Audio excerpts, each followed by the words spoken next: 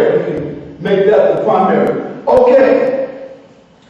The time of the end, this period is talking about, and let me say this, this period began with 1948, the state of Israel. I'm going to have to get my water. You pass me my thing, please. The state of Israel is established in 1948. Read that verse again. Verse 14. And at the time of the end shall the king of the south push at him. Now to show you. Upon the state of Israel being established, literally went on in 1948. And invaded. Let me say this. What we're reading right now, Daniel chapter 11 verses 40 all the way to verse 43, we're going to say. All the way to verse 43, because 44 and 45 is dealing with his own. Verse 43 is dealing with a period of wars that are referred to as, just like the previous was the Syrian wars, this series of wars is referred to as the Arab-Israeli wars. And they happened between the time of 1948 was a war. Then you had 1956. Then you had 1967. And then this is right here. I guess you can see it. 48, 56, 67, 70. And they passed, they skipped the year of 69. 69 was referred to as the war of attrition. Egypt was getting back for Egypt kept on losing. They just kept on losing. The Egyptians were being outfitted and equipped with Soviet weapons. Whereas during this time, the Israelis were actually being what can you say, allied or being supported by England and France. And then the United Nations, under the auspices of the United Nations, most of them, all of those battles kept ending with what they call it, with trying to think of the term that they call it when you, it's not an official, it's a ceasefire, but it's another term. Hold on, let me get it. A ceasefire and armistice is what they were called. Armistice were signed, just like right now, North Korea and South Korea, as of 1953, are under a ceasefire and under an armistice agreement. What is the same with those wars? They kept on ending with armistice under the auspices of the United Nations. That's what that whole, so you understand, that's what that whole series is talking about. So when it says, read that verse again. Verse 14. And at the time of the end, talking about more modern time. Now this is the time of the end. Go ahead. Shall the king of the south push at him. It's talking about the Arab-Israeli wars, always led by the Egyptians. Still dealing with the king of the south. Pushed up to Israel, the king of the north. Go ahead. And the king of the north shall come against him like a whirlwind. And let me say this. All you got to do, matter of fact, do that. Go to Google and type in the Arab-Israeli wars. You can type in, I got the names of them here. You got the June 19, I'll put it like this. The first one was the Arab-Israeli War of 1948. That's all. It was called the First Arab-Israeli War, 1948 to 1949. Then you had the 1956 war that was dealing with the president of Egypt, Gamal Nasser. Then after that, you had the June 1967 war, also is called the 6-Day War or the Arab-Israeli War also, but more commonly known as the 6-Day War, June 1967. Then you had one that isn't mentioned up here, Egypt attacked the king of the south again. It's called the War of Attrition, 1969 to January 1969 to August 1970, and it was a ceasefire negotiated by the United Nations, and it was a war that Egypt had began. Then you have the October, the final one concerning this period, October 1973. All right. And that was when Egypt and Syria literally was planning invasion operations. So that's what it's talking about. Now read on down. And the king of the north shall come against him like a whirlwind. Now, when it's all said and done, all 4 or 5 of those wars, the king of the north, the Israelis, the fake Jews, they won. 1948, 1956, 1967, 1969, 1973. They won them all. When I say won, all of them signed, they were ceasefires, most of them were armistices. What advancements, what objectives that were always sought on both parts, the Egyptians very rarely, if at all, accomplished their objective, whereas the Israelis did. Go ahead. With chariots and with horsemen. Talking about that. You remember, they were outfitted by the Brits, the French, and America for the most part. To this very day, Israel is still a welfare state. All right? Go ahead. And with many ships. I say a welfare state because it couldn't exist without all the money that they get by way of all the Israeli or Jewish interest lobbyists that for the most part run Washington. Go ahead. And he shall, primary one being AIPAC. Go ahead. And he shall enter into the countries and shall overflow and pass over. Now let me say this. It's saying the king of the north, right? Now, when you look at what's been taking place, what have the Israelis been doing? Recently, they bombed Syria. Syria was developing a nuclear power program. They got bombed. They've been having the infantilities, how they call them? When they just a couple of summers ago, they had a war in Lebanon. You know what I'm saying? They've been pushing people out of Gaza. It's talking about they've been doing what? They've been constantly at war with the Palestinians. They're always having intermittent wars, episodes of war with the Lebanese. They every other minute want to air raid and bomb some facility that they claim is threatening their existence. And for the most part, you got what countries suffering? You got Palestine or the Palestinians. You got the Syrians, and you have the Lebanese. That's who's doing it. That's what it's talking about. What verse is that? That was verse 40. That's verse 40. All that verse 40. Go ahead. Verse 41. He shall enter also into the glorious land. In other words, they are in Israel. That's the glorious land. That's what they're calling some Israelis. Go ahead. And many countries shall be overthrown. And like I said, the countries that were overthrown today are known as Palestine or the Palestinians. The Lebanese, they're always at war, you know that with the Lebanese. And they, like I said, they're known to have bombed facilities that were suspected of being up and coming nuclear programs, nuclear energy programs in Syria. That's what it's talking about. The Israelis. Everyone knows that the Israelis are the aggressors of the region. Go ahead. How can you be that little? Do you know that they're the 4th or 5th mightiest army in the world? Yeah. They're the only nation in that region to possess nuclear warheads. You gotta go way to Pakistan before you get from here to Pakistan until you start running the nukes again. And concerning the Middle East, which is this region here, looking at here, the only nation in this block that have nuclear warheads are the Israelis.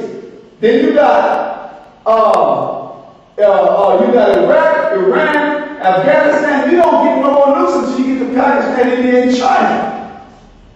Read that verse again.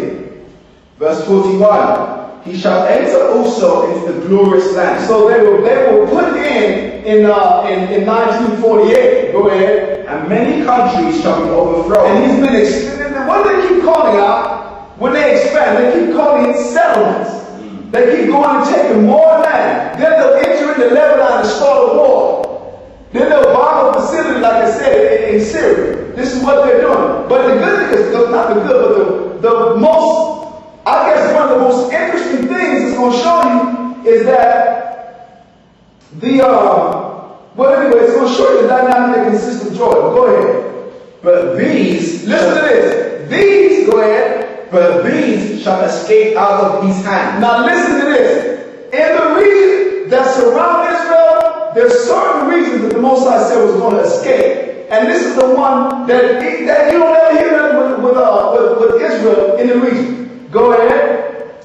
Even Edom. Edom. Now this is what we're going to do. We're going to take the camera over to this map and then come back to this to show you relations. Let's do this. Even who? Even Edom. I'm going to show you something. Edom And Moab. and Moab And the chief of the children of Ammon. and the chief of the children of Ammon. In that region, the main territories that would not be affected by these Israelis would be from Edom, Moab, and Ammon. Now, when we go back over to the map over there, you're going to see that that region is Jordan. And you don't hear, do you hear any news with Jordan? Never. You never hear any aggression with Jordan. You know what I'm saying? And they're an Arab nation. Let's go there. Now look at this. This is that region. Jordan. Now I'm going to prove it to you. What's the capital of Jordan today? Anybody in the room know the capital of Jordan? It's pronounced different. They call it Amman because it's Ammon. You didn't know that? Amman, Jordan. Yeah, it still carries the name. It still carries the name. Is that called or what? Yeah. Wow. So the Most High said Moab, Edom, and Ammon. And not all that territory, and a little bit more, make up Jordan. But its capital, and you notice it said the chief of the children of who? Read that verse again. And the chief of the children of Ammon. Now, what capitals called in the old days? Chief city. They were called chief cities. And the capital of Jordan is what? Ammon. Ammon, Jordan. And that's the proof that it's talking. In other words, it went from verse 39, the ancient battle between the Seleucid and the Ptolemaic lines, all the way until the modern day conflict that exists between the Israelis and the Arab world that during the time of 48 up until 73 was being led by Egypt. You understand? All right, let's go and finish this. Go ahead. Verse 42. He shall stretch forth his hand also from the countries, and the land of Egypt shall not escape. Now I'm going to show you something. When it said the land of Egypt shall not escape, go ahead. Verse 43. Oh, the land of Egypt, in other words, Egypt today is an ally of the, let's put it like this, of Israel by way of the Anglo-American Empire that set them up. Now today, Egypt is an Egyptian puppet state that is governed for the most part by Washington and Tel Aviv. All you gotta do is research that. The last Egyptian president to make a treaty was killed in his own appreciation parade. Egyptian soldiers opened up on President Anwar Sadat on live TV. You can download the clips right after you watch this. Go download on YouTube. Look for Egyptian President Anwar Sadat assassinated in his own parade. Tore his ass up. Anyway, go ahead. So Egypt is a puppet state that's run by Israeli allies, particularly Washington, D.C. Go ahead. Verse 43. But he shall have power over the treasures of gold and of silver, and over all the precious things of Egypt. All that's saying is that Egypt's natural resources are run by the Anglo-American Empire, of whom Israel, the Israelis today, are a part. Go ahead. Because they're not going to treasures. Today they're dealing with what? They're dealing with oil, they're dealing with minerals, they're dealing with lithium, all these different minerals that these places are. You understand? They're dealing with the actual location. You know how many military and air base they got in Egypt? That's what they're talking about. Go ahead. And the Libyans and the Ethiopians shall be at his steps. Now when it said the Libyans and the Ethiopians at a step. In other words, the Ethiopians and the Libyans, by virtue of alliances, are not in with the Egyptians. They're not in with the Egyptians. The Egyptians are in with who? Let me say this. Remember, let me do this. Go back and read Ezekiel chapter 38, verses 1 through 5. And it lets you know who's going to be in that alliance that consists of Russia versus Israel, the land, and America. It's going to, remember, it said it was going to be who? It said it was going to be Persia, which was Iran. Remember that? It said it was going to be Libya. It said it was going to be Ethiopia, which really will be Ethiopia and Somalia, if you recall it. It said it would be Togarmah, which we know biblically is the landmass of Turkey. Read on. Verse 44. But tidings out of the east. Now it says, in the midst of the king of the north Israelis trying, and they're doing it now. Why do you think that they're in Iraq? Why do you think that they're in Pakistan? This is all done on behalf of the Anglo-American Empire, where they want to establish their New World Order capital in Jerusalem. So it says, what is going to interrupt this is what? But tidings out of the east. The east is talking about literally Iran. This is where we wanted it. Tidings from the east, go ahead. And out of the north. And out of the north, let's going to start from here, is talking about Russia. The tidings out of the east is going to be Iran, moving on into China, Pakistan, particularly Iran and China. And then, come on, brother. And then it says, where else out of the where? The east and out of the north. And out of the north is talking about Russia, which the Most High said that he was going to do what? Put hooks in his jaws, Ezekiel chapter 38, and turn him back. In other words, Russia's going to go back to communist socialist mentality. They're going to go back to that Iron Curtain mentality, man. Read on down. What verse is that? Verse 44. Go ahead. But tidings out of the east and out of the north. In other words, the Anglo-American Empire, who's their representative in that region is Israel, is going to be thwarted by the dynamic that ensues from conflict from Iran, China, and being the east, and Russia and Turkey being the north. Put it like that. We're going to throw Turkey in there because that's what Ezekiel chapter 38 says. And you already see that. Remember that the 8th flotilla that the Israelis shut up? Go ahead. Shall trouble him.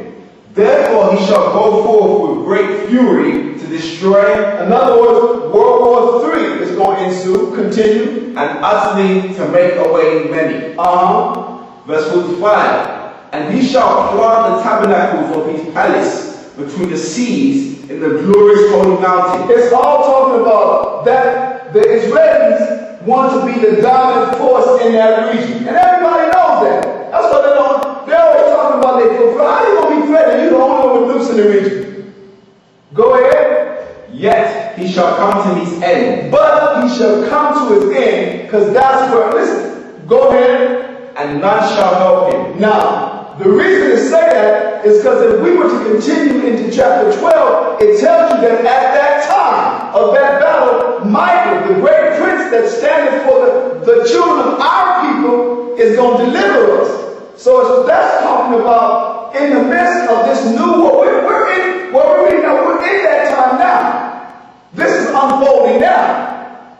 So it's going to come where they're eventually going to end up in a showdown that's going to include Russia and China as a vanguard for Iran, Pakistan, for Libya, for Ethiopia, for Turkey. That's what the scriptures say. All right.